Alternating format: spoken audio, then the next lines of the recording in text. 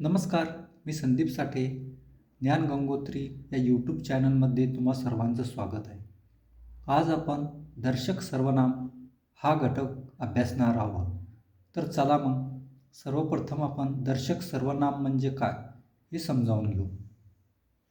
आपल्या जवळील किंवा दूरवर असलेली वस्तू दाखविण्यासाठी जी सर्वनामे वापरली जातात त्यांना दर्शक सर्वनामे असे म्हणतात. तर आता एक गोष्ट लक्षात ठेवा, दर्शक याचा अर्थ दाखविणे असा होतो.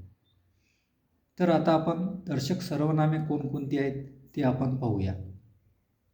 हा, ही, हे, ह्या, तो, ती, ते, त्या ही काय दर्शक सर्वनामे आहेत. तर जवळचे दाखविण्यासाठी हा, ही, हे, ह्या ही सर्वनामे वापरली जातात. तर दूरचे दाखविण्यासाठी तो, ती, ते, त्या ही दर्शक सर्वनामे वापरली जातात. आता आपण काही उदाहरणं पाहूया. हा माझा भाऊ आहे या वाक्यामध्ये हा दर्शक सर्वनाम आहे.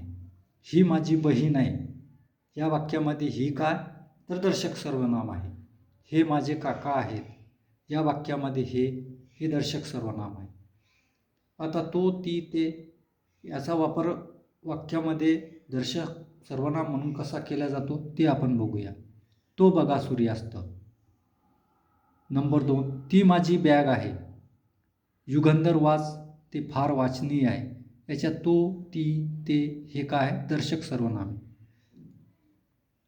आता खाली बघा, हा, ही, हे, ह्या आणि तो, ती, ते, त्या नामाच्या जागी ही सर्वनामे जर वाक्यात कर्ता म्हणून वापरले असेल तर त्यांना दर्शक सर्वनाम असे म्हणतात. आणि ही सर्वनामे वाक्यात कर्त्याच्या पूर्वी वापरले असेल तर तेव्हा ती दर्शक विशेषण असतात. आता खाली वाक्य बघा, हा चतुर मुलगा आहे या वाक्यामध्ये हा काय आहे दर्शक सर्वनाम.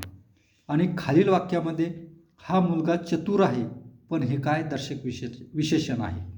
कारण काय तर हा मुलगा आहे, हा मुलगा चतुर आहे या वाक्यामध्ये हा हे सर्वनाम कर्त्याच्या पूर्वी वापरलेले असल्यामुळे ते काय दर्शक विशेषण ठरते. आणखी दुसरी एक अट लक्षात घ्या, वाक्यात नामानंतर हा, ही, हे, ह्या आल्यास त्यांना दर्शक सर्वनामे समजावे. परंतु हेच जर कर्त्याच्या पूर्वी येत असेल तर ती दर्शक विशेषणे असतात. उदाहरण पहा, मायबाप हे घराचे दैवत आहे. हे काय दर्शक सर्वनाम. तर हे मायबाप घराचे दैवत आहे हे काय दर्शक विशेषण. आशा करतो तुम्हाला हा व्हिडिओ आवडला असेल. आवडल्यास लाईक करा, शेअर करा, कमेंट करा आणि आवर्जून माझे ज्ञान गंगोत्री यूट्यूब चॅनल सबस्क्राईब करा.